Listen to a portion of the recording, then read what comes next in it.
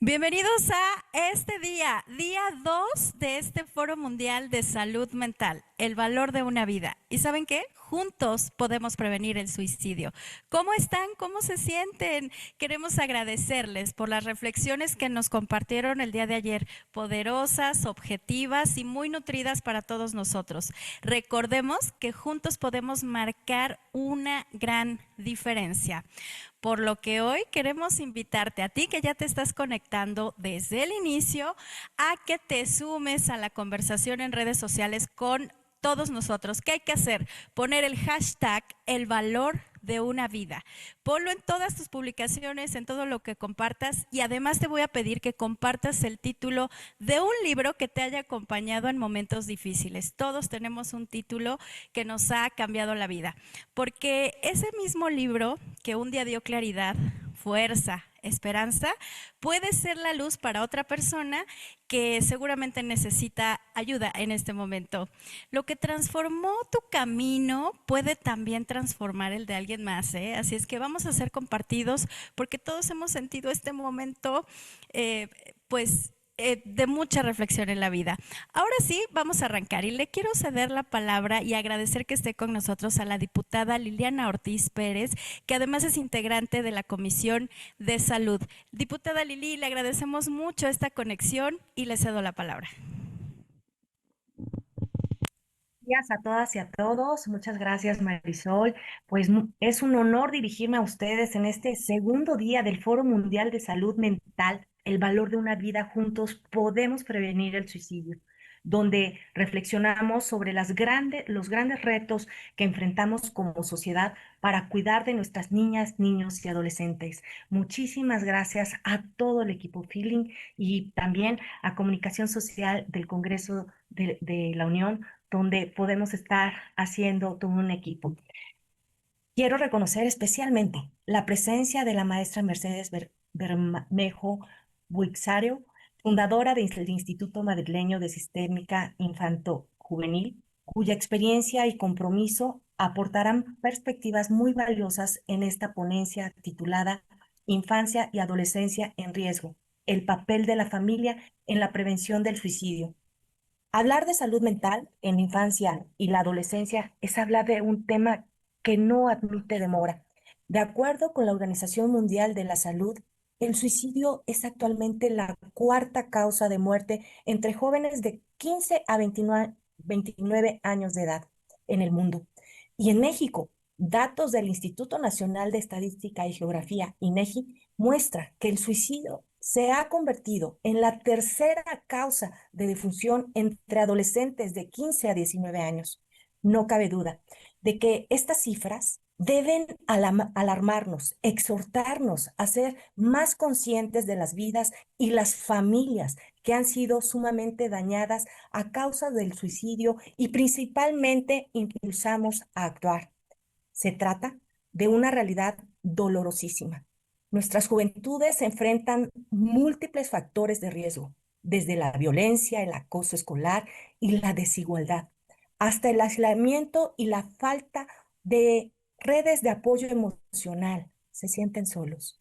Pero también nos recuerda algo fundamental. La familia puede y debe ser el primer espacio de prevención, contención y cuidado. Es allí, en el núcleo familiar, donde niñas, niños y adolescentes deberían encontrar escucha, confianza y acompañamiento, es decir, su huerto seguro. Como legisladora, he constatado que este tema exige una respuesta integral. Las familias no pueden ni deben enfrentar solas este reto. Requieren orientación, herramientas y políticas públicas que las respalden. Necesitamos fortalecer los servicios de salud mental desde el primer nivel de atención, garantizar la presencia de profesionales de la psicología en nuestras escuelas y comunidades y fomentar campañas permanentes de prevención y sensibilización. Espacios como este foro son esenciales para tejer alianzas con el objetivo común de colocar la salud mental infanto-juvenil en el centro de todas las agendas públicas. Solo así podremos convertir la preocupación en acciones concretas que salven vidas. Aprovecho también para agradecer a mi compañera diputada Delia María González Landés por aceptar la invitación, jóvenes, sobre todo por sumarse a esta sinergia que seguramente encontrará como resultado el avance que las y los mexicanos necesitamos en materia de salud mental. Con este espíritu celebro la ponencia que en unos instantes escucharemos de la maestra Bermejo.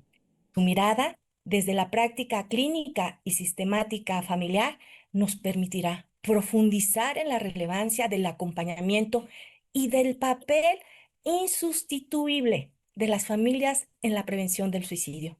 Les invito a que aprovechemos este espacio para aprender, cuestionar y para comprometernos con la niñez y adolescencia de hoy, que son el presente y el futuro de cada una de nuestras sociedades. En verdad, muchísimas gracias a todos por hacerlo posible y muchísimas gracias. Vamos a comenzar este foro. Muchas gracias, diputada Lili, por estas palabras tan valiosas, por esta apertura. Y bueno, ahora quiero ceder la palabra a la diputada federal Delia María González Flandes, que también tiene unas palabras que decirnos. Diputada, un gusto, bienvenida. Hola, buenos días a todas y a todos. Estoy muy contenta de poder participar y estar en este foro tan importante en su segundo día, este Foro Mundial de la Salud Mental, con un tema que sin duda nos aqueja como mexicanos en nuestras infancias, con nuestras niñas, niños y adolescentes, el valor de una vida. Juntos podemos prevenir el suicidio. Y yo creo que en esta ponencia tan importante en donde hacemos que se vea cuán importante es el papel de la familia en la prevención de esta, que como ya comentaba mi compañera diputada Liliana Ortiz, se ha vuelto la cuarta causa de muerte en nuestro país, siendo también a nivel mundial una problemática que sin duda debemos de poner en el centro de las políticas públicas. Nosotros como integrantes de la Comisión de Niñas, Niños y Adolescentes de la niñez y de la adolescencia, sin duda tenemos este compromiso de poder generar de la mano de todos quienes están trabajando de la mano en este foro y en estos espacios tan importantes, una agenda que nos permita poder generar estos espacios de trabajo en donde las familias se sientan acompañadas y podamos hacer que nosotros desde este lugar que representamos y en donde tenemos la oportunidad de ser agentes en la creación de estas políticas tan importantes, hacer que la agenda sin duda se vaya visibilizando y podamos trabajar de la mano de todos ustedes. Yo celebro esta ponencia y felicito también a la maestra Mercedes Bermejo, que es quien será la que nos dé a continuación todo su conocimiento a través de esta plática para poder iniciar los trabajos que sean necesarios y poner a nuestras niñas, niños y adolescentes en el centro de estas políticas públicas. Muchísimas gracias. Gracias, diputada, por estas palabras, por esta reflexión y por estar con nosotros en este día tan importante. Pues nuestra ponente de hoy es psicóloga sanitaria y referente internacional en el trabajo con infancia, adolescencia y familia. Es también fundadora de la psicología funcional, emocional, sistémica. Ella ha creado una red de miles de profesionales, ha impulsado proyectos de gran alcance académico, clínico y social. Su voz siempre comprometida con la innovación y la divulgación en salud mental. Es hoy una de las más influyentes en el ámbito hispano y europeo. Es un privilegio para nosotros contar con la presencia de la maestra Mercedes Bermejo.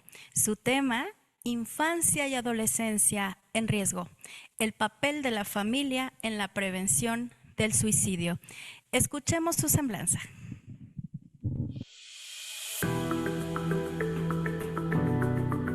Maestra Mercedes Bermejo.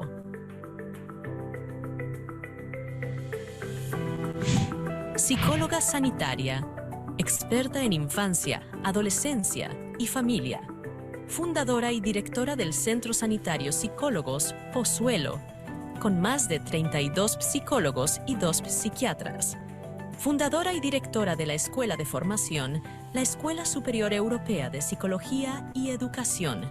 Fundadora y directora de la revista divulgativa Psicología para Todos. Presidenta de la Federación de Asociaciones de Psicólogos y Médicos Psicoterapeutas. Presidenta del Instituto Madrileño de Sistémica Infanto-Juvenil y otros sistemas. Vocal de la División de Psicoterapia del Consejo General de Psicología. Directora de la editorial Sentir, con más de 120 publicaciones. Fundadora de la Psicoterapia Emocional Sistémica, que cuenta con una red de más de 4.000 profesionales. Acreditada por Europsi. Doctoranda internacional por la Universidad Nacional de Educación a Distancia. Interviene y colabora desde hace años en programas de radio, televisión y prensa. Docente en el ámbito académico, público y privado. Emprendedora de Psicobene, red de centros de psicoterapia a nivel internacional. Ha publicado numerosas obras, entre las que destacan Emociones familiares, Avances en psicoterapia infanto-juvenil emocional sistémica, Una mirada sistémica hacia el futuro, Avances en psicoterapia con adultos, pareja y familia. Desde una mirada emocional sistémica, Manual de psicoterapia emocional sistémica, Planta Animals, la enciclopedia infantil, Rosa contra el virus, Cuento para explicar el coronavirus y otros posibles virus, La danza de las emociones familiares, Terapia emocional sistémica aplicada con niños, niñas y adolescentes. ¿Quién es el psicólogo?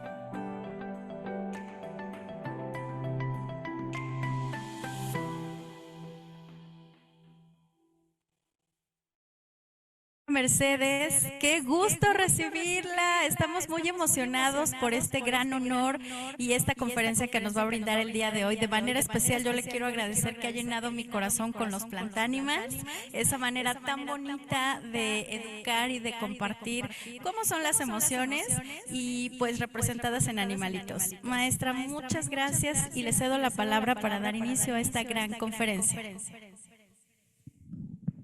Hola, ¿qué tal? ¿Cómo estáis? Bienvenidos, bienvenidas a todas las personas que nos seguís. Muchas gracias, Filín, porque yo ya siento que esta es mi casa y me siento muy querida, muy acompañada. Y además a todo el equipo de Filín que hacéis posible pues estos foros, estos encuentros, donde cada uno, cada una vamos poniendo nuestro pequeño granito para lograr una sociedad mejor.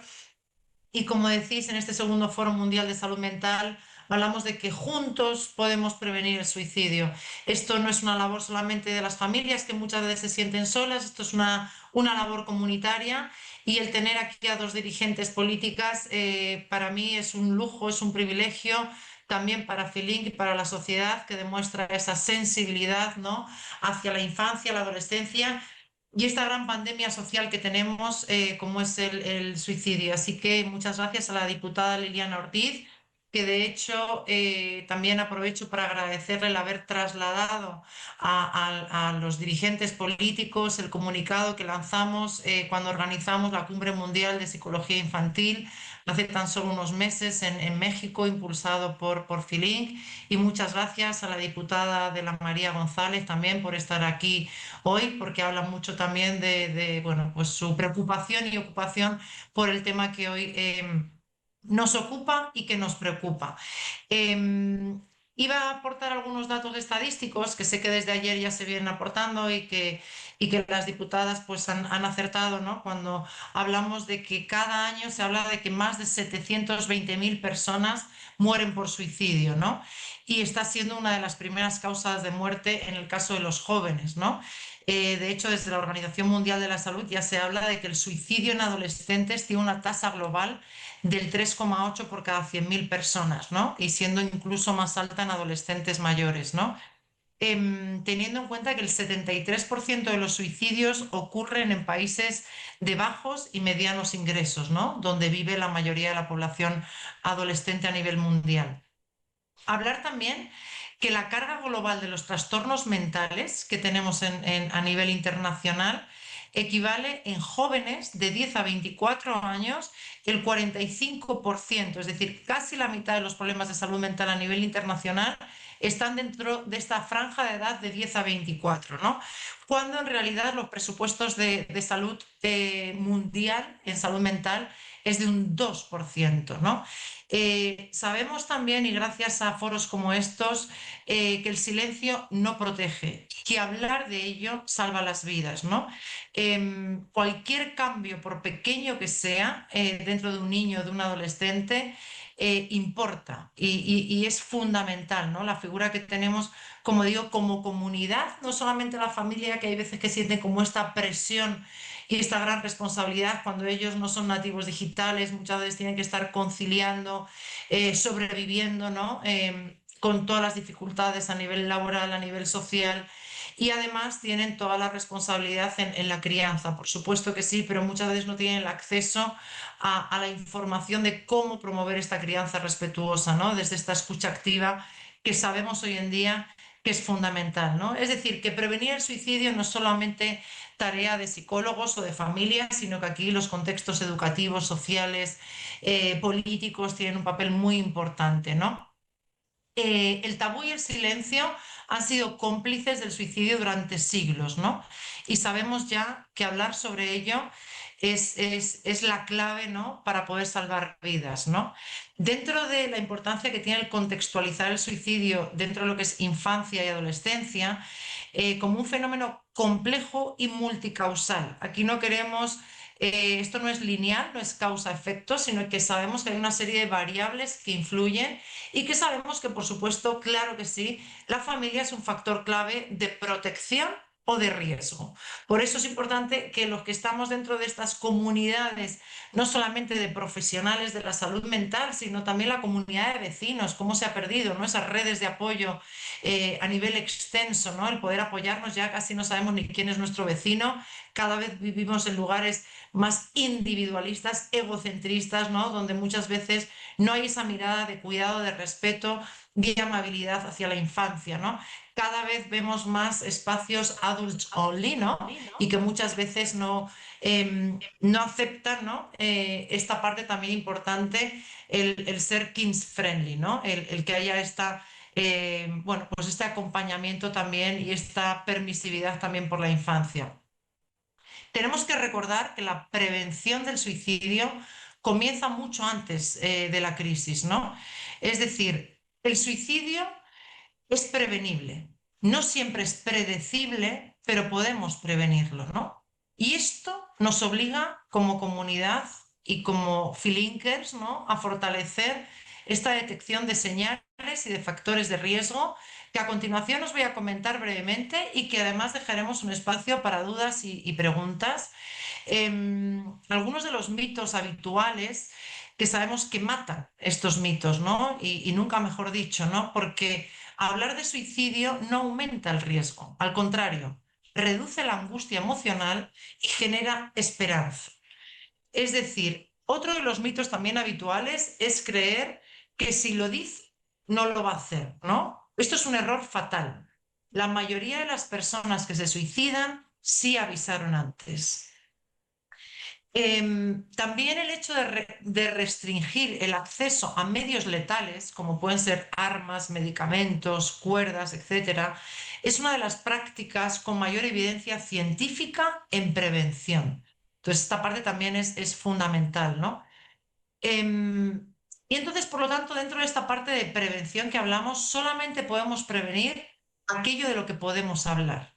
Y por eso cobra tanta importancia el que como personas podamos hablar sobre como digo, esta gran lacra social. Em, y también como profesional que he ido acompañando a lo largo de los años, ya no solamente por el centro que represento de 34 profesionales, psicólogos y 2 psiquiatras a lo largo de los últimos 15 años, sino por los pacientes y pacientitos que con estos riesgos de suicidio, con estos intentos autolíticos, nos dicen, ¿no? Y nos transmiten, no es que quiera morir, es que quiero dejar de sufrir. Nosotros esta mañana teníamos reunión de equipo y hablábamos de nuestro rol, ¿no? De nuestro papel como copilotos, cómo acompañamos al sufrimiento humano y cómo siendo estos arquitectos o arquitectas de almas, ¿no? Vamos pues acompañando y guiando, ¿no? Porque no os podéis imaginar la calma que se experimenta cuando una persona ya lo tiene decidido, ¿no? Porque es tanto el sufrimiento que sostienen que el decidirlo genera calma, ¿no? Partiendo de la base que el suicidio no es una enfermedad, sino es una conducta multifactorial que refleja, por lo tanto, dolor, desesperanza y una falta de red de apoyo, ¿no? Y más allá de la muerte, el suicidio sabemos que deja una onda expansiva de dolor, no solamente en familias, sino en comunidades y en sociedades enteras, ¿no? Hace unos meses, haciendo seguimiento de una de nuestras pacientes que como, bueno, pues como castigo, los padres también desde donde saben, desde donde pueden, decidieron dejar de acudir a un servicio de psicoterapia que sabemos que no siempre está al alcance de cualquier familia. Y esto es fundamental, ¿no? El acceso a la salud, y sabemos que no hay salud sin salud mental. Haciendo seguimiento al cabo de unos meses de una pacientita que había dejado de venir, nos comunicaron a través de su centro educativo que se había suicidado, que se había quitado la vida, ¿no? De hecho, se había quemado su propio cuerpo, ¿no? El vacío que deja, no solamente en el equipo, en la familia, es decir, es una onda expansiva impresionante, donde una vez más sabemos que la prevención, la mirada, el acompañamiento emocional, no es el hacer, sino es el estar, juega un papel fundamental, ¿no? Y sabemos que no solamente en España, sino también en Latinoamérica, las tasas van en aumento, especialmente tras la pandemia, ¿no? Algunos de los factores de riesgo en niños, niñas y adolescentes. Por un lado, violencia intrafamiliar, aislamiento emocional, acoso escolar, ciberacoso, alta autoexigencia, opresión académica o social, trastornos emocionales no detectados. Es decir, que el silencio familiar frente a un malestar emocional es un terreno fértil para la desesperanza, ¿no? Que cuando esto perdura en el tiempo, hace que el riesgo sea cada vez mayor. Factores de riesgo a nivel familiar. La negación, el minimizar el sufrimiento. Estas frases de no es para tanto, no llores que te pones feo, sufrir o estar triste o estar así es de débiles, ¿no?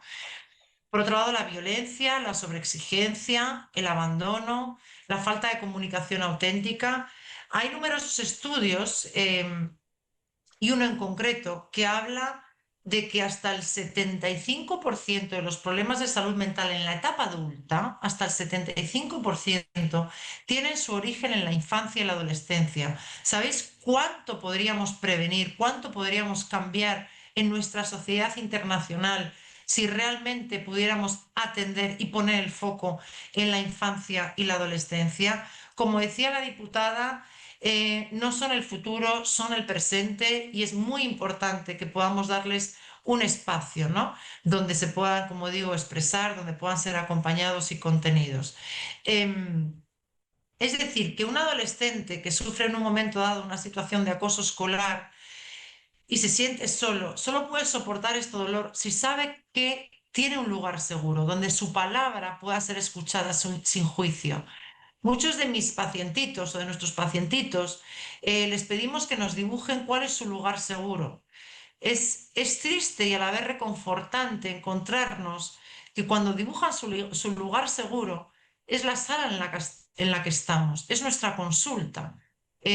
Necesitamos que todos los lugares sean lugares seguros. Para poder tener una infancia saludable y, por lo tanto, las etapas posteriores de ciclo vital también sanas, necesitamos que se sientan protegidos y cuidados, necesitan seguridad. Pero en un mundo donde hay guerras, donde hay pandemias, donde hay incertidumbres, donde hay problemas a nivel político, donde hay crisis, todo esto genera mucha inestabilidad en el adulto. ¿Cómo un adulto va a poder brindar a la infancia y adolescencia un lugar seguro y donde todos los contextos donde se desarrolle este niño y niña se pueda sentir seguro? Esto es solamente responsabilidad de toda la comunidad, ¿no? Y por lo tanto, por supuesto, que la familia tiene este factor de protección fundamental. ¿Cómo?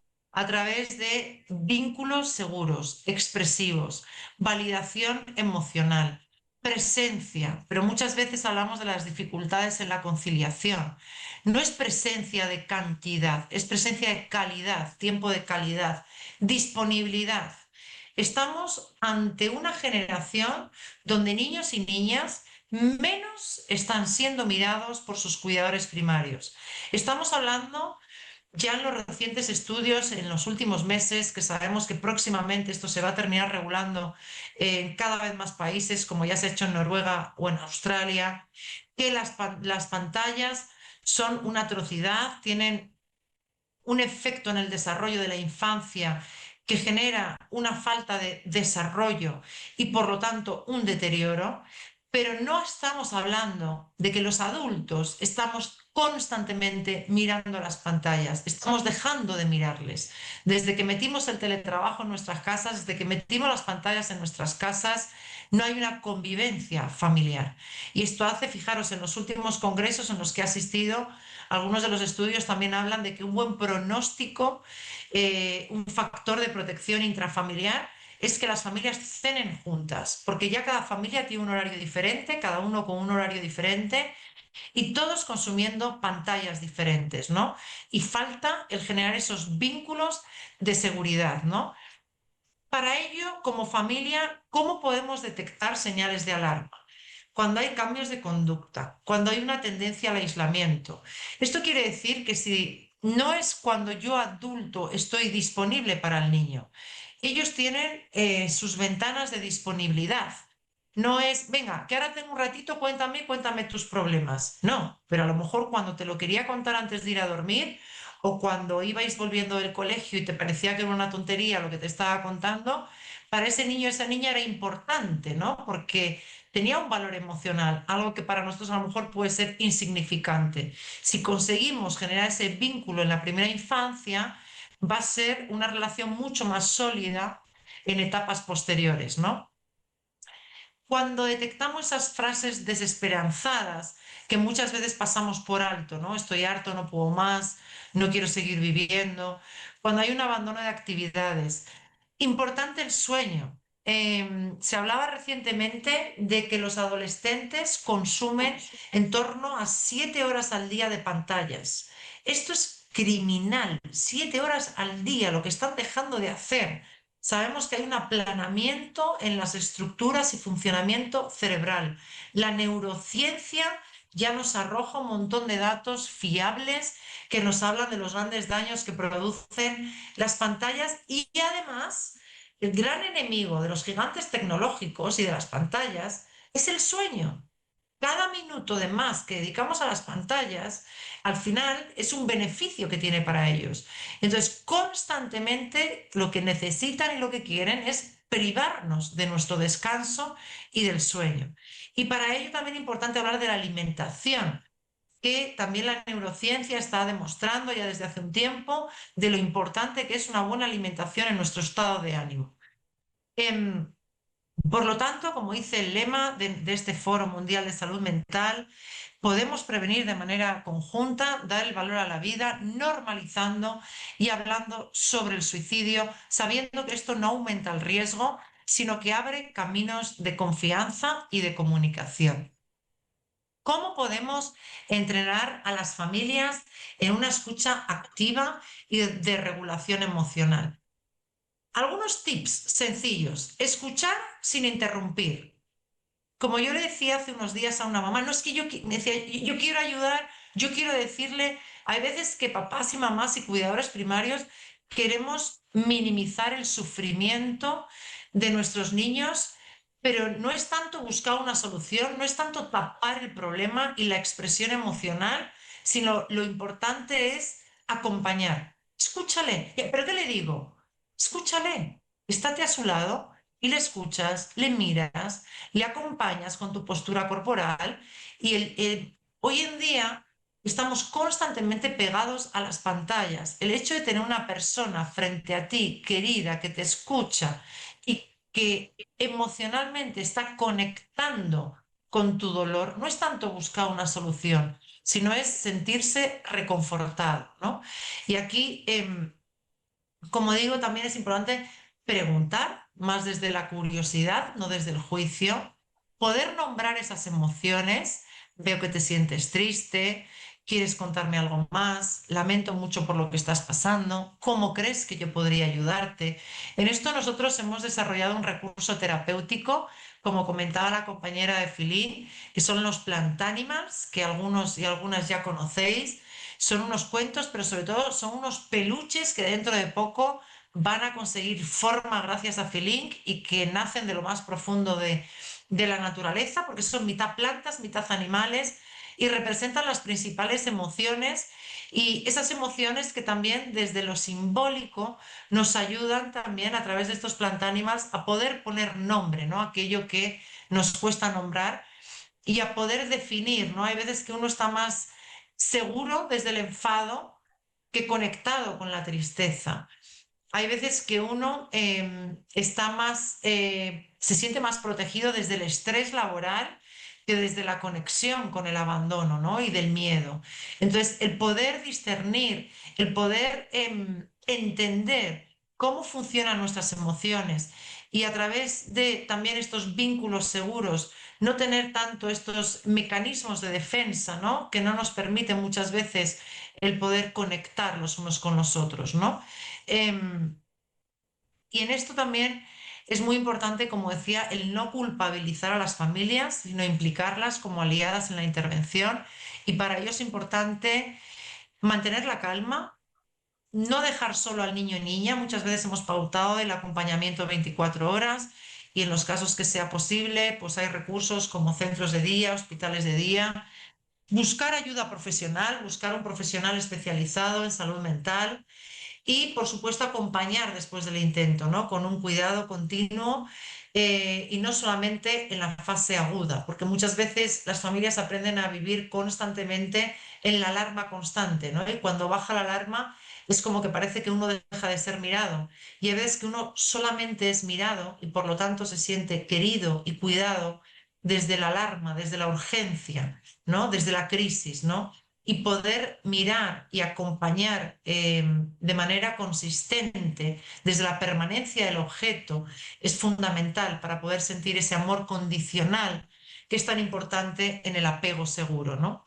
Em, Sabemos que entre adolescentes con antecedentes de autolesiones, el 78,6%, según la revista Frontiers, es una revista científica, el 78,6% estaban en riesgo de suicidio y una mejor función familiar se asoció con un menor riesgo, mientras que la depresión o el bienestar subjetivo funcionan como mediadores.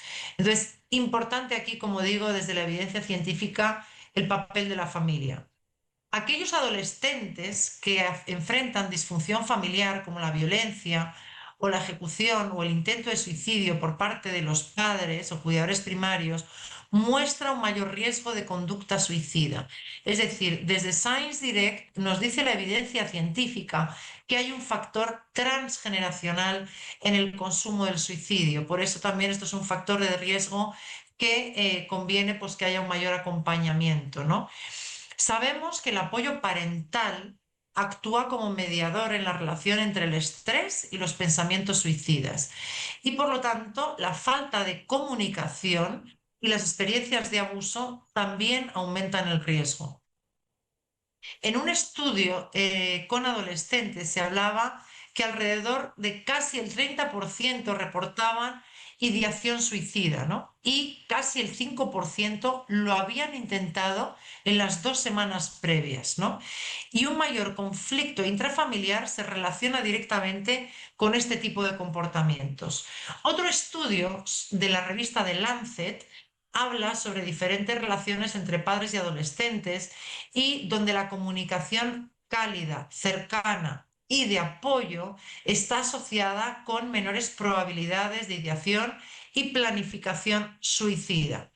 Y según la revista Cambridge University Press, hablaba de que las actitudes parentales tienen un rol significativo, sobre todo cuando son roles cálidos y de apoyo a la autonomía y una coherencia estructural y se asocian con un menor riesgo, mientras que el rechazo, la coerción o el caos incrementan el riesgo de suicidio. Por lo tanto, algunas ideas básicas y claras de estrategias de prevención. Número 1. Por Dios, hablar y escuchar sin miedo. Hablar del suicidio no incita a hacerlo, sino que reduce la angustia y abre las puertas de la ayuda. Escuchar sin juzgar, validar sin dolor. Entiendo lo duro que debe ser. Y evitar también frases minimizadoras, es decir, ya se te pasará. ¿Vale? Hay veces que son más las ganas que tenemos los adultos de que se les pase que no lo que ellos realmente puedan estar necesitando. Ya hemos hablado mucho de la detección temprana de señales de alerta, desde los cambios bruscos, descenso en el rendimiento académico, frases de que quieren desaparecer, el regalo también de objetos valiosos, despedidas, aislamientos, conductas de cierre, por ejemplo, en redes sociales, en orden de asuntos. Fortalecer aquellos factores de protección, ya hemos hablado de los vínculos afectivos seguros, familiares, iguales, profesores. No hablamos mucho del contexto educativo y del gran. Hoy justamente me invitaban a un congreso de la Comunidad de Madrid, de profesorado, y yo siempre hablo con los profesores de la importancia que tiene la mirada del maestro, de la maestra, ¿no? Hay veces que los cuidadores primarios no están o no pueden estar, pero de repente hubo ese maestro, como nos dicen nuestros pacientes que han tenido tentativas de suicidio, un profesor que creyó en ellos, que pensó que podía, que era capaz, que recibió una mirada amable, ¿no? Una mirada de afecto, ¿no? El sentirse ser mirados, ¿no? Entonces, como digo aquí, los maestros y maestras tenéis un papel también muy importante para poder compensar, ¿no? Y que hay veces, como digo, un gesto, un acompañamiento, una caricia, una mirada puede ayudar mucho, ¿no? En estas situaciones de crisis. El poder desarrollar habilidades socioemocionales para manejar la frustración, el estrés y los conflictos, el desarrollo de las competencias emocionales, que en eso también hemos hablado mucho desde la terapia emocional sistémica, que actualmente estamos desarrollando el diplomado y el máster en Filink, y por supuesto con recursos como los Plantánimas, ¿no? En un estudio reciente de la Universidad de Harvard hablaba sobre cuál es la clave de la felicidad tan ansiada por todos y todas, y hablaba de un factor muy importante que no tiene que ver tanto con factores socioeconómicos o laborales o culturales, sino con espacios de pertenencia. Cada vez vivimos en una sociedad de la inmediatez, una sociedad del cansancio, de la soledad no deseada, de la adicción al placer, donde necesitamos para poder sobrevivir sentir que pertenecemos, ¿no?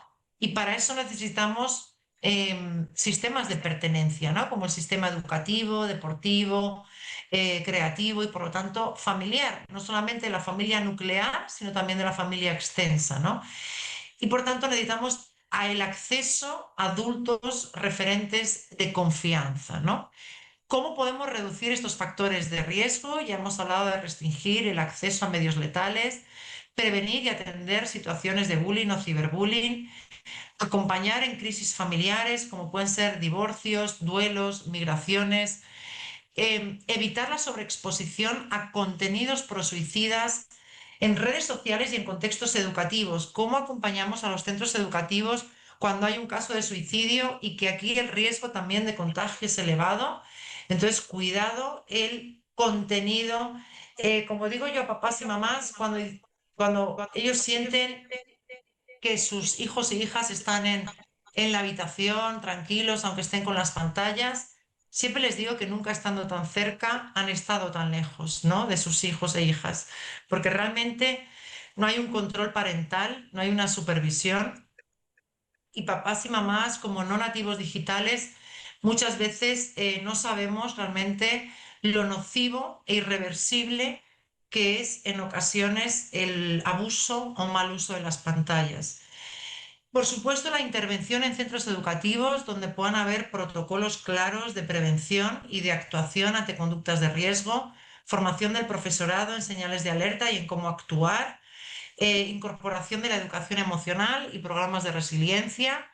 En la atención sanitaria también, el que hayan puertas de entrada claras y de detección por parte de pediatras, atención primaria, urgencias y derivaciones rápidas a salud mental, siempre que los recursos de cada país lo permiten, ¿no? Y por ello también sería importante diferentes planes de seguridad individualizados para jóvenes en riesgo, como hemos desarrollado en España, ¿no?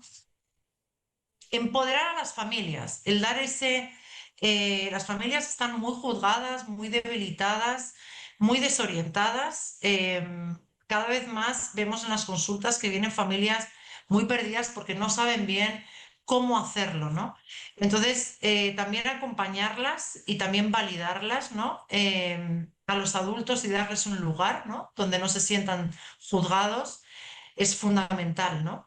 Em, ¿Cómo podemos reducir la soledad, pero sin vigilar de forma punitiva, ¿no? Em, es acompañar, es estar, es mirar, ¿no? Y como digo, recurrir en la medida de lo posible y de los recursos que uno tenga, pues a un profesional de la psicología que pueda acompañar y que pueda asesorar, ya que cada vez más somos más los profesionales que también por demanda, ¿no? Que tenemos en los diferentes contextos, pues hemos ido aprendiendo, formándonos en suicidio. Yo recuerdo en mi consulta hace 15 años que muchos de los compañeros decían, no, yo no quiero atender casos de suicidio, de autolesiones.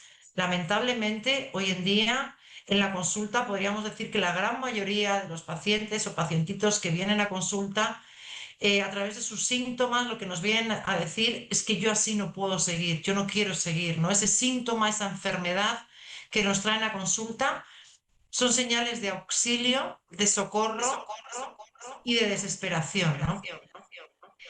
Por lo tanto, también es importante a que las familias no teman, ¿no? El acercarse al dolor y al sufrimiento de sus hijos y de sus hijas, ¿no? Y por lo tanto, el mayor acto de amor de una familia no es tanto evitar el sufrimiento, sino la importancia de poder estar presente para poder acompañarlo, ¿no? El sentimiento también de esa presencia, ¿no? De esa permanencia del objeto que es fundamental. Nos gustaría también, que esto lo hemos estado preparando previamente con el equipo de Filín, poder dar voz a otras personas que puedan tener pues comentarios, dudas, preguntas. He hecho una breve introducción sobre todo de lo que tiene que ver con los factores de riesgo, factores de protección, algunas estadísticas y lo que más con más frecuencia vemos en consulta, pero sobre todo lo que queremos también es recoger un poco lo que traen los Filinkers. Así que cedemos este espacio para dudas y preguntas.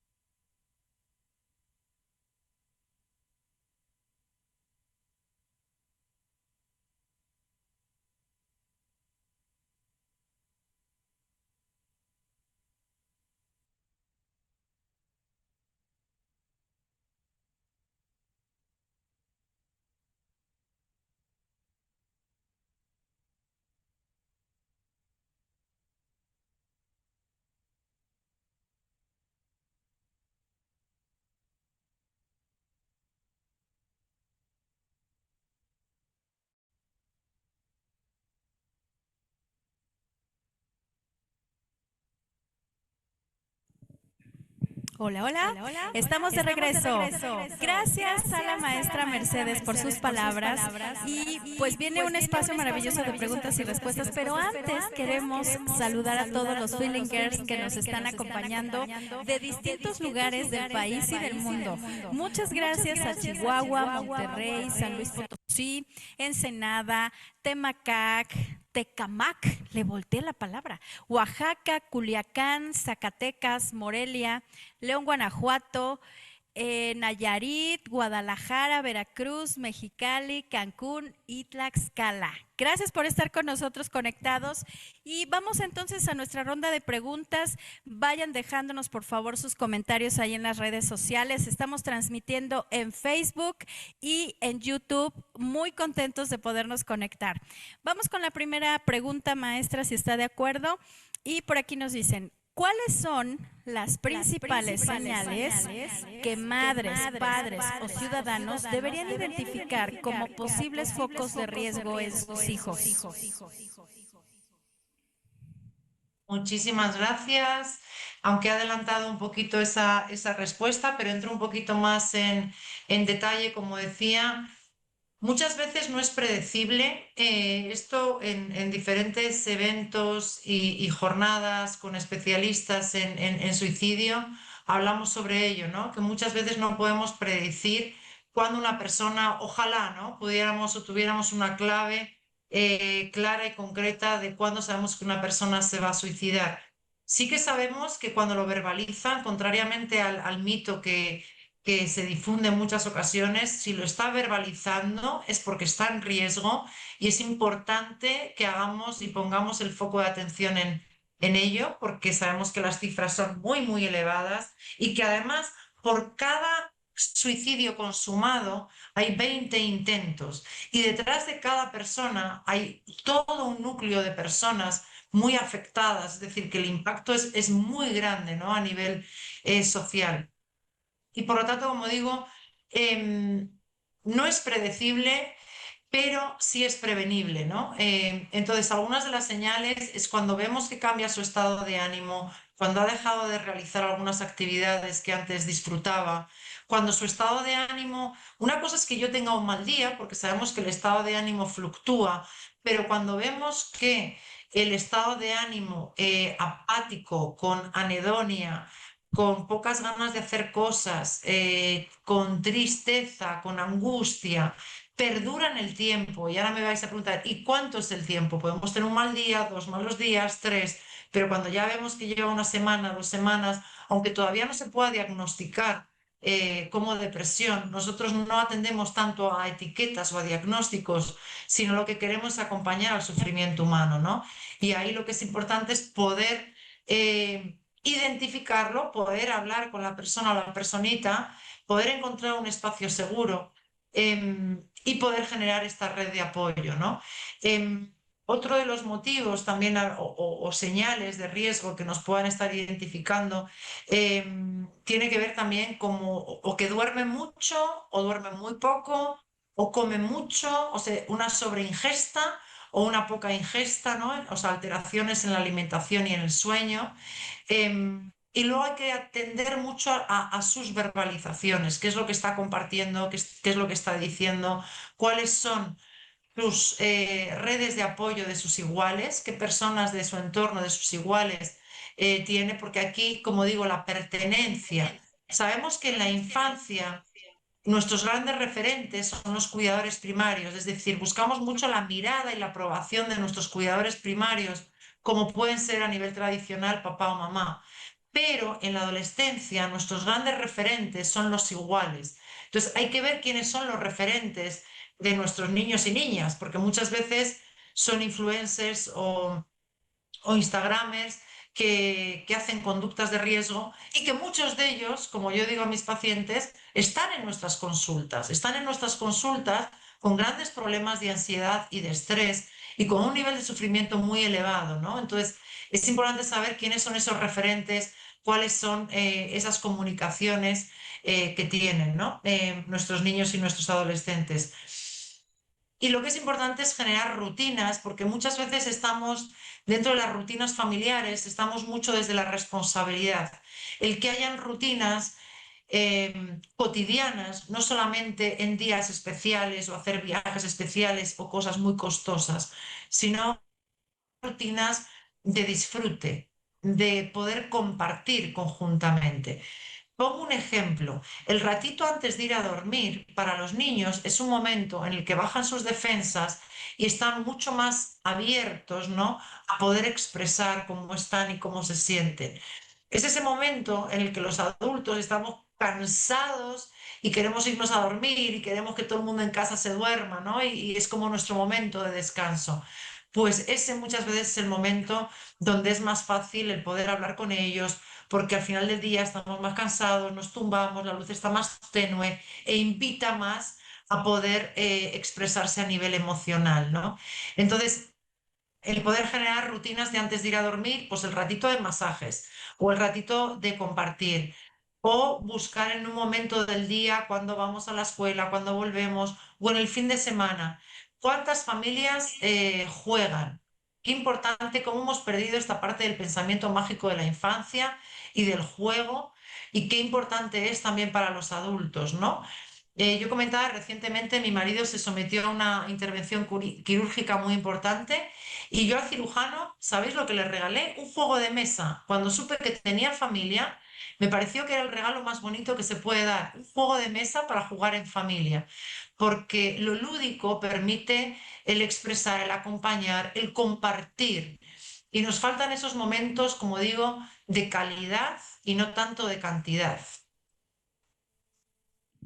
Muchísimas gracias, maestra, por esta aportación. Nos hace reflexionar y muy completa toda la información. Vamos con la segunda pregunta y nos dicen, ¿qué recomendaciones daría para fortalecer la comunicación dentro de la familia y abrir espacios de confianza? Recomendaciones para abrir espacios de confianza dentro de la familia. Recientemente, no quiero hacer publicidad, pero recientemente he publicado un libro que se llama Emociones familiares, ¿no? Cómo fomentar, o sea, que este tema no solamente me suena, sino que me apasiona, ¿no? Cómo fomentar espacios de confianza. La educación es algo que se cultiva a fuego lento en un mundo express, en un mundo de la inmediatez. Entonces, queremos esa gratificación inmediata y nos cuesta entender que hay muchas cosas que van a fuego lento y el poder estar, el poder acompañar, a lo mejor hoy no me quieres contar, pero el que sepas que yo estoy aquí y que te puedo escuchar, como digo, no se trata tanto de buscar soluciones. O de hablar nosotros. Hay veces que veo que los adultos hablamos más, nos gusta mucho más hablar y se trata mucho más de escuchar y de acompañar. ¿Cómo hacer para que confíen en nosotros, ¿no? ¿Qué papel tenemos los adultos para generar esa confianza? Que sepan que somos un rincón de seguridad, que somos un espacio de seguridad, que lo que nos cuenten va a ser para protegerles, que lo que nos cuenten va a ser algo confidencial, que lo que nos cuenten para nosotros es importante, que lo que nos cuentan ponemos en valor lo que nos están contando, porque muchas veces, como digo, desprestigiamos o minimizamos, porque claro, los problemas de los adultos parece que cuanto más mayores nos hacemos, más grandes son nuestros problemas, ¿no? No, y ellos nos dicen que no por ser pequeños sus problemas son más pequeños, para ellos son problemas grandes. Y aunque nos cuenten algo de que, pues no sé, pues se le ha roto un palo que tenía o algo que le ha ocurrido en el colegio, en el patio, si para ellos es importante, si nos lo están contando, es porque es importante, ¿no? Entonces, claro, en un mundo donde hay una absoluta cronopatía y esta obsesión por el tiempo, nos cuesta dedicar tiempo de calidad a nuestros seres queridos. Pero es que al final es lo más valioso que podemos darle a un otro. Medimos los afectos o los regalos en base a los valores que tiene a nivel material. Cuando no hay mejor regalo que le podemos dar a un otro, que es el tiempo, es una experiencia compartida, ¿no? Yo siempre digo que las personas a lo mejor que tienen menos inteligencia, pues buscan cosas muy costosas o muy caras, ¿no? Y las personas que son más inteligentes lo que buscan o lo que valoran es el tiempo y el valor del tiempo y a qué dedicamos nuestro tiempo, ¿no? Y hay veces que priorizamos nuestro tiempo en cosas que a largo plazo no van a tener un significado, ¿no? O no van a tener un valor. Como nos dicen muchas veces nuestros papás y mamás que han vivido estas situaciones de pérdidas de seres queridos por suicidio, es cuánto han dedicado a sus trabajos, ¿no? Algo que no era importante, ¿no? O incluso cuando están en una etapa, en un proceso de final de vida, de las cosas que más se arrepienten, ¿no? De no haber compartido ese tiempo de calidad y haber dedicado tanto tiempo, ¿no? A lo mejor a lo laboral o a lo afectivo o a lo material, ¿no? Entonces, el poder valorar mucho más los vínculos, ¿no? Yo creo que la clave o el resumen sería poner más en valor los vínculos. Gracias, maestra. ¿Cómo andan sus vínculos, queridos feelingers? ¿Qué están haciendo hoy? ¿Ya llamaron a alguien? ¿Ya mandaron un mensajito? Creo que eso es bien valioso y bien poderoso. Tenemos aquí otro comentario y pregunta. Muchas veces los padres no saben cómo abordar el tema del suicidio con sus hijos. ¿Cómo sugiere iniciar esta conversación sin generar miedo o rechazo? Muy buena pregunta, muy bonito comentario.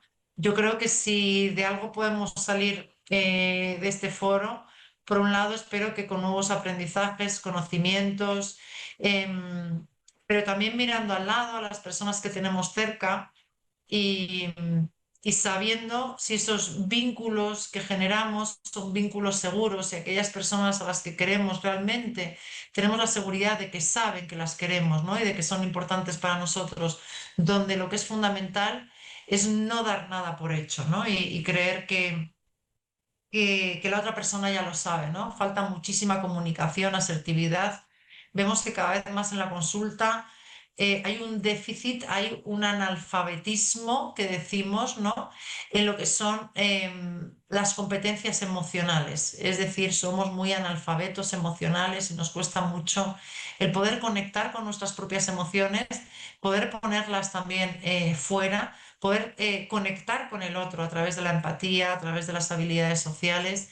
Y la pregunta que comparte esta Feelinker, que es muy importante y que muchas veces también cuando doy formaciones a psicólogos y psicólogas, insisto en ello, ¿no? Es que no, es que da reparo preguntarlo, ¿no? Entonces, siempre preguntamos, ¿no? Cuando estás triste, ¿cómo es tu tristeza? Muchas veces pedimos que lo puedan cuantificar, ¿no? Porque esto nos ha pasado muchas veces con los niños, o por ejemplo, yo me acuerdo de mi hijo cuando decía, hoy es el peor día de mi vida, ¿no? Y parece que como que todo se va a acabar, todo se vive con muchísima intensidad en la infancia, o cuando se caen o les pasa algo, ¿no? Entonces, yo siempre les pregunto el dolor, ¿cómo es? Que lo puedan cuantificar. De 0 a 10, ¿cuánto dirías que es? Tu nivel de sufrimiento de 0 a 10, si tuvieras que ponerle una puntuación, 0 es nada, absolutamente nada de sufrimiento, y 10 es un sufrimiento insostenible, que no se puede soportar. Entonces, ahí vamos cuantificando y vamos a ver hoy y vamos a ver mañana y vamos a ver pasado. Si es una tristeza puntual, pues por ejemplo, porque vamos a empezar el colegio, porque tenemos miedo anticipatorio, ansiedad por separación de nuestros cuidadores primarios, y vamos viendo cómo evoluciona, ¿no? Esa puntuación.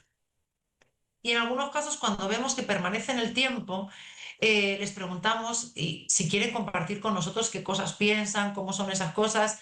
Y yo les pregunto a mis pacientes, y forma parte de nuestro protocolo, ¿alguna vez has pensado en que en que no puedes más, que no quieres estar, que tiras la toalla, que te rindes? Hay muchas formas de preguntarlo, pero ¿por qué no lo vamos a preguntar cuando uno dice, es que no puedo más, es que estoy harto? ¿Y alguna vez has pensado en rendirte? Y cuando dices que no puedes más, ¿qué se te ocurre? ¿Qué se te ocurre que podrías hacer en esos momentos de desesperación? Porque yo sé que hay personas que cuando se desesperan es como que sienten que no hay salida, ¿no? Como decían nuestros pacientes, ¿no? No es un tema de que quieran morir, es que ya no pueden sufrir más. O sea, realmente la única salida y produce liberación y esperanza es terminar con la vida, ¿no? Es acabar con la vida, ¿no? Es terrible el mundo inseguro, ¿no? Que hacemos a nuestro entorno, ¿no? Y lo importante que es el poder generar, como digo, estos lazos afectivos y estos vínculos emocionales. Muchas gracias, maestra, por esta gran respuesta. Vamos con otra pregunta más. Dice, ¿existen diferencias en las señales de suicidio entre la infancia y la adolescencia? Una pregunta muy, muy interesante. Es decir, em, las etapas de ciclo vital y el desarrollo evolutivo cambia en cada estadio, ¿no? Yo, como he explicado en alguna formación, seguro que a alguien le suena Jean Piaget, Mi padre tuvo la oportunidad de poder formarse y trabajar con él en Ginebra, por eso yo también pude, yo nací también en Ginebra hasta que Jean Piaget falleció.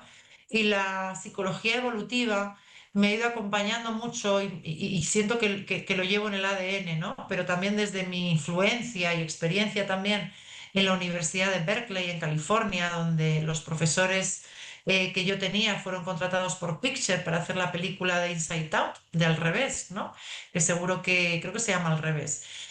Sobre las emociones y el poder fusionar la psicología evolutiva con la parte emocional y el poder distinguir que niños y niñas no son adultos en miniatura, sino que tienen una serie de características y que dentro de esta sociedad adultocrática, adultocentrista, ¿no? Muchas veces se nos olvida agacharnos, ponernos a su nivel y también conectar con nuestro niño o niña interior. ¿Cómo éramos nosotros cuando éramos niños? ¿Qué necesidades teníamos? ¿Qué nos ocurrió en la adolescencia? ¿Qué sufrimientos, qué duelos, qué retos y desafíos tuvimos en la adolescencia? ¿Realmente nunca se nos pasó por la cabeza quitarnos la vida? Es decir, se nos ha olvidado que nosotros fuimos niños, que nosotros fuimos adolescentes y también el sufrimiento nos acompañó a lo largo de las diferentes etapas. Entonces, como digo, en la infancia podemos encontrar más problemas a nivel de conducta, más irascibilidad. Y han incrementado las estadísticas de suicidio en etapas más tempranas, ¿no? También fruto de esta desesperación, fruto al acceso a contenidos en pantallas que no son propios de su edad.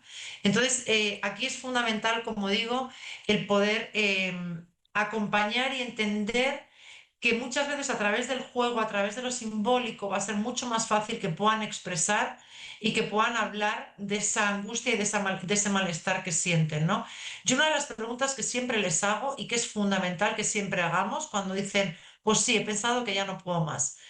¿Y has pensado en rendirte? ¿Has pensado en quitarte la vida? ¿Y cómo lo harías? Es muy importante que preguntemos el cómo para ver si lo tienen elaborado. Muchas veces me encuentro con mis pacientes que me dicen, ah, yo que sé cómo lo haría, no lo sé. Pero me he encontrado con pacientes que me dicen, ya he encontrado la fórmula y como lo he intentado con pastillas y no lo he conseguido, pues ahora sé que lo más efectivo es hacerlo a través de una soga, de una cuerda, que como tengo la de mi perro, y sé que hay un paso a nivel cerca de mi casa y voy a ir, ¿no? Entonces lo tienen mucho más planificado, el riesgo es mucho mayor. Entonces aquí es muy importante el poder intervenir y el poder proteger y el poder acompañar. En el caso de adolescentes, como digo, hay un mayor aislamiento, dejan de realizar también, incluso también en la infancia, actividades que antes hacían. Y como digo, estos grandes referentes en la adolescencia, que son los iguales, también juegan un papel muy importante.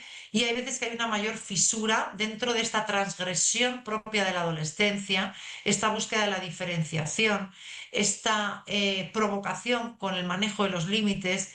Cuesta que haya una comunicación fluida, pero siempre intentamos decirles que busquen estas figuras de apoyo adultos en quienes puedan confiar, porque muchas veces los cuidadores primarios ya como que perdieron su oportunidad, ¿no? En la infancia y lo que toca en ese proceso es, en esta diferenciación, cuesta más que se generen estos vínculos y previamente no se han consolidado, ¿no? Entonces, son etapas muy diferentes y que requieren de un acompañamiento emocional diferente, pero sí que es importante que estemos como cuidadores acompañando. Gracias, maestra. ¿Cómo van Feelingers reflexionando, tomando notas, integrando cosas a sus sesiones de terapia?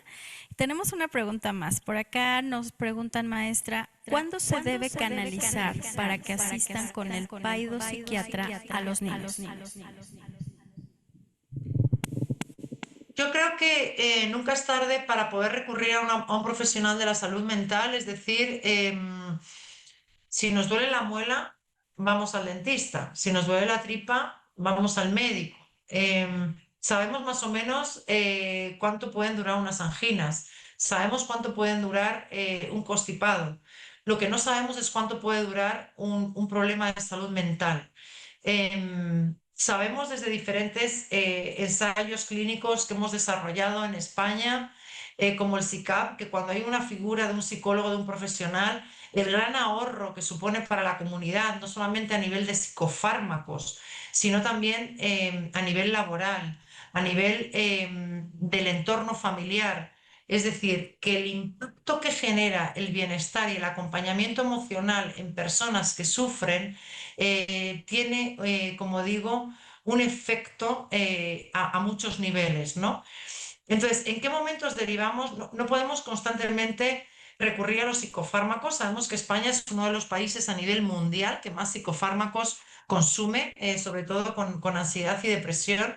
Pero aquí el poder hacer un tratamiento combinado es importante y es un apoyo, ¿no? Los fármacos en muchas ocasiones ayudan, acompañan. Hay veces que los profesionales podemos ser reticentes al uso de fármacos, pero de verdad, muchas veces nuestro papel, hay un nivel de sufrimiento y de bloqueo tan grande por parte de las personas que si no hay un acompañamiento farmacológico es más complicado, ¿no? El poder acompañar a los pacientes, ¿no? Es verdad que hay ocasiones donde si hay un exceso de consumo de fármacos cuesta mucho más hacer un trabajo psicoterapéutico, por eso es fundamental poder hacer un trabajo coordinado entre profesionales y que haya una buena coordinación. Entonces, hacer la derivación, bueno, pues hay que ver qué recursos tenemos a nuestro alcance, ideal que se pueda hacer a un profesional de la psicología, que pueda hacer una buena valoración del caso, ver realmente cuáles son las necesidades del paciente, poder hacer un abordaje sistémico, es decir, tener en cuenta, implicar a la familia en todo el proceso. No decimos que en la familia está el problema, sino que decimos que en la familia está la solución. Necesitamos a la familia para hacer ese trabajo en equipo, para poder acompañar a los más pequeños en los retos, ¿no? Que muchas veces estos desafíos pues afrontan niños y niñas. Gracias, maestra.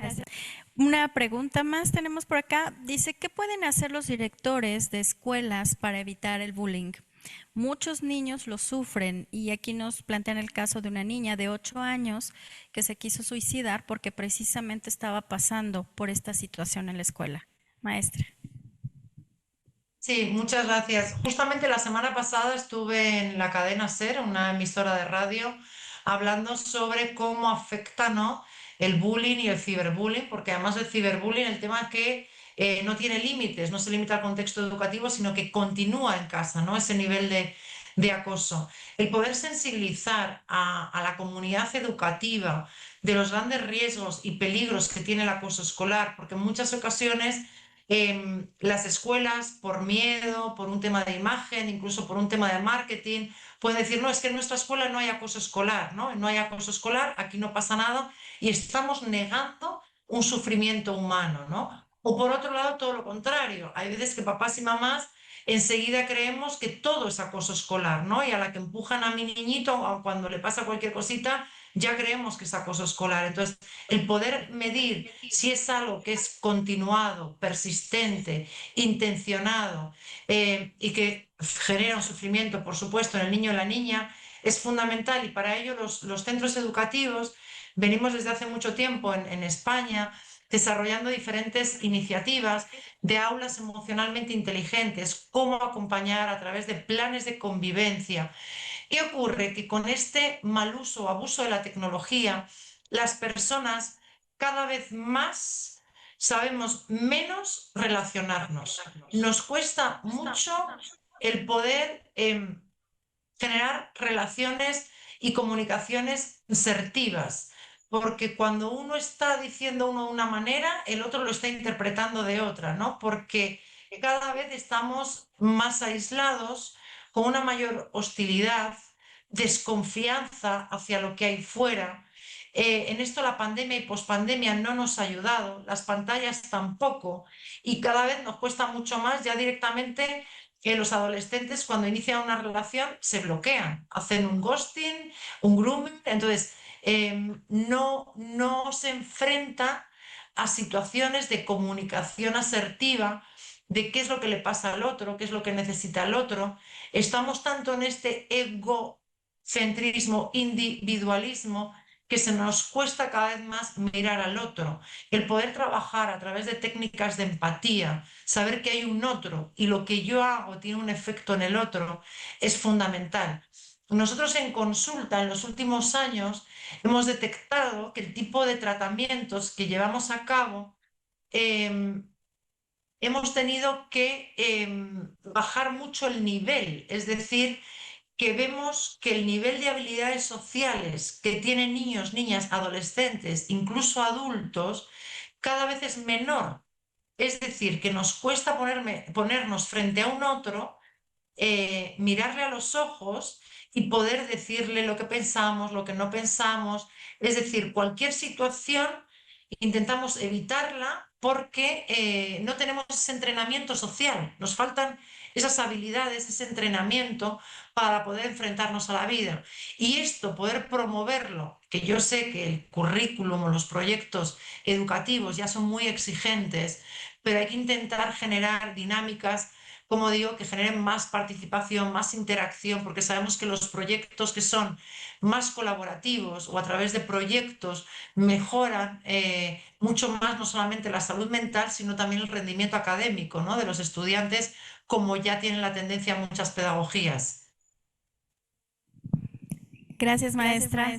Y tenemos un comentario final y nos solicitan también, nos dice aquí, ¿nos puede recomendar bibliografía que pueda ayudarnos y a la vez que pueda apoyar a las familias, padres, madres, preocupados en detectar signos de alarma en esta situación, maestra? Sí, yo, como sabéis, quienes me conocéis, soy directora de la editorial Sentir. Es una colección de cuentos y libros sobre salud mental, sobre prevención y promoción y buenos tratos a la infancia. La editorial Sentir tiene más de 120 libros y cuentos sobre diferentes temáticas, desde suicidio, del coordinador Luis Fernando, hasta la promoción de inteligencia emocional, crianza asertiva, acompañamiento, trastornos alimentarios y un larguísimo etcétera, que os animo desde la página web de la editorial Sentir a descargar el catálogo, porque mismamente en la primera página del catálogo tenéis todas las temáticas que se abordan, pues como digo, desde la autonomía, la atención, el acoso escolar, los problemas alimentarios, conocer el cerebro, el cuidado al medio ambiente, a los animales, el egocentrismo, el autismo, funciones ejecutivas, igualdad de género y un larguísimo etcétera de temáticas que es importante que sigamos aprendiendo y sensibilizándonos. Ahora la siguiente pregunta que me soléis hacer: ¿y dónde podemos conseguir estos libros? Sé que muchas de las personas que nos seguís, Filinkers, sois de México. Estos libros están en todas las librerías y bibliotecas más conocidas, como Péndulo, Gonville, Fondo de Cultura. Yo todos los años viajo a mi México querido para presentar también y hacer diferentes conferencias relacionadas con estos libros y cuentos. Y yo simplemente, mi papel, que digo que es muy humilde, soy directora de la editorial, y yo lo que hago es seleccionar aquellos autores o profesionales más prestigiosos de cada una de estas temáticas a nivel internacional y que además están traducidos a la versión latina. Y en la página web de la editorial Sentir tenéis el catálogo que lo podéis descargar y la newsletter también para ver las diferentes novedades que vamos publicando semana a semana. Maravilloso, maestra, muchas gracias. Y queridos Feelingers, hoy comprendimos que cada vínculo familiar es un puente hacia la esperanza. Gracias por acompañarnos. Y antes quiero decirles que hay que entregar un reconocimiento muy especial, y me siento muy honrada de poder hacer esto a distancia. Querida maestra, quiero que escuchemos el reconocimiento que vamos a entregar a la maestra.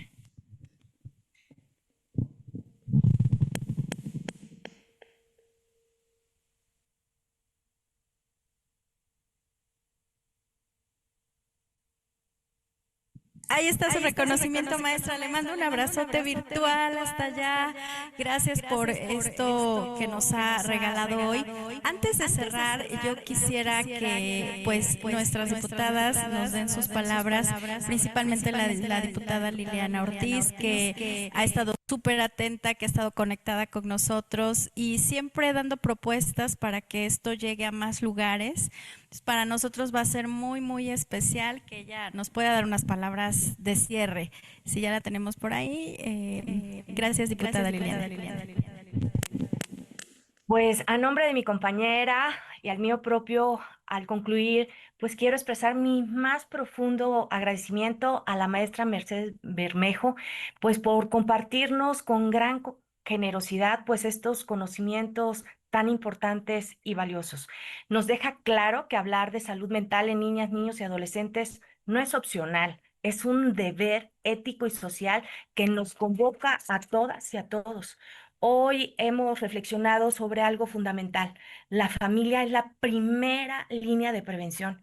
Ahí se siembra la confianza, la escucha, la seguridad emocional y el acompañamiento que nuestros niños y adolescentes necesitan. No se trata de tener respuestas para todo, sino de estar presentes, atentos, abiertos a dialogar. Una familia que escucha puede salvar una gran vida. Pero también debemos mirar con atención quiénes son los referentes de nuestras niñas, niños y adolescentes.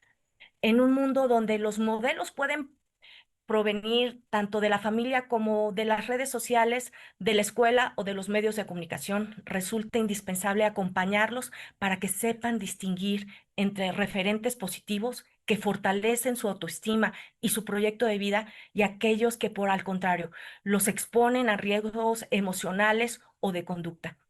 Los referentes marcan caminos y debemos asegurarnos de que esos caminos conduzcan hacia el respeto y la plenitud.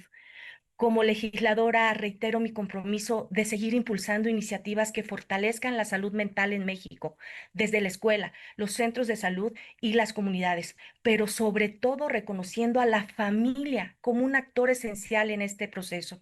La prevención no es tarea de una sola persona o de una sola institución, es una tarea colectiva que requiere voluntad, recursos y sobre todo sensibilidad humana. Quiero cerrar con un llamado a todas y a todos. Hagamos de este tema una prioridad permanente por el bien de todas, de todos y en especial de lo más bello que tiene una sociedad, que son nuestras niñas, niñas, niños y adolescentes. No dejemos que el silencio, el estigma o la indiferencia nos gane la batalla. Cada niña, cada niño y cada adolescente merece un entorno de amor y seguridad. Eso es el legado que debemos construir. Muchísimas gracias, por supuesto, a Feeling, a todo el equipo y a quienes hicieron posible este encuentro. A persona que se unió a reflexionar con nosotros y al equipo de comunicación social de la Cámara de Diputados por ayudarnos a compartir este contenido. Te pedimos que nos ayudes a compartir para que este valiosísimo diálogo pueda llegar a más personas, se asiente todos juntos, abonemos a lograr una mejor sociedad. Muchísimas gracias. Nos vemos mañana. Muchas gracias, diputada Liliana Ortiz, por estas palabras de cierre. Y bueno, quiero darle la palabra a la maestra Mercedes para que se despida de nosotros. ¿Nos quiere dejar alguna reflexión final, maestra? Adelante. Nada, sobre todo palabras de agradecimiento. Me sumo y adhiero todo lo que ha comentado la diputada Liliana Ortiz. Muy interesante, muy potente. La verdad que muy afortunados de tener dirigentes políticos con este nivel, ¿no?, de implicación que es fundamental para que podamos poner el foco en la infancia, en las familias, porque como decíamos, no es algo del futuro, es algo del presente y es fundamental que cuanto antes desarrollemos todas las estrategias y medidas necesarias. Y agradecer siempre de corazón, es impresionante, admirable el trabajo que hace Filink y no somos conscientes del gran alcance o impacto que todo el trabajo de Filink a través de toda esta cantidad de eventos y formaciones y oportunidades que nos da a todos los Filinkers, cómo construimos, co-construimos, ¿no?, una pertenencia, un lugar de pertenencia donde hay toda una serie de valores y de filosofía común, donde realmente tenemos la conciencia y la misión de querer transformar el mundo, ¿no? Y lo estamos consiguiendo, ¿no? Así que sigamos en ello y enhorabuena a cada una de las personas que estáis Filinkers y a cada una de las personas que han trabajado, me consta muchísimo, para hacer posible este evento. Muchas gracias, maestra. Y bueno, pues Feelingers, gracias por acompañarnos. Mañana, acuérdense, nos vemos con el doctor Guillermo Fousé, que nos va a hablar de cómo los municipios y las comunidades pueden generar respuestas concretas ante estos desafíos que tenemos en salud mental, pero principalmente en la prevención del suicidio. Los esperamos en punto de las 11, recuérdenlo. Y datos importantes que les quiero decir antes de irnos es: 1, denle seguir a el canal de YouTube, suscríbanse porque ahí van a encontrar contenido muy valioso para ustedes.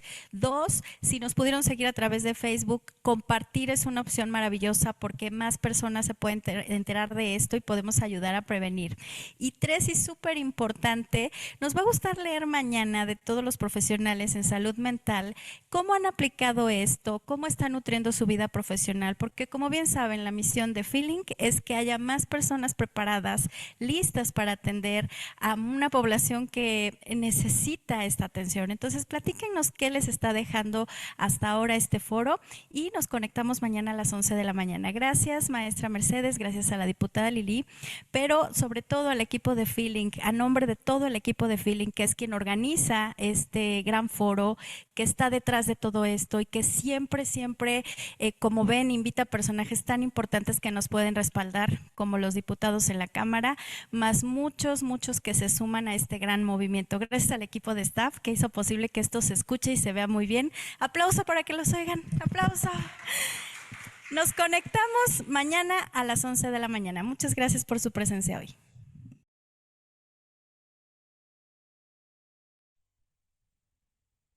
Un gusto, diplomada. Muchísimas gracias, compañeros y compañeras.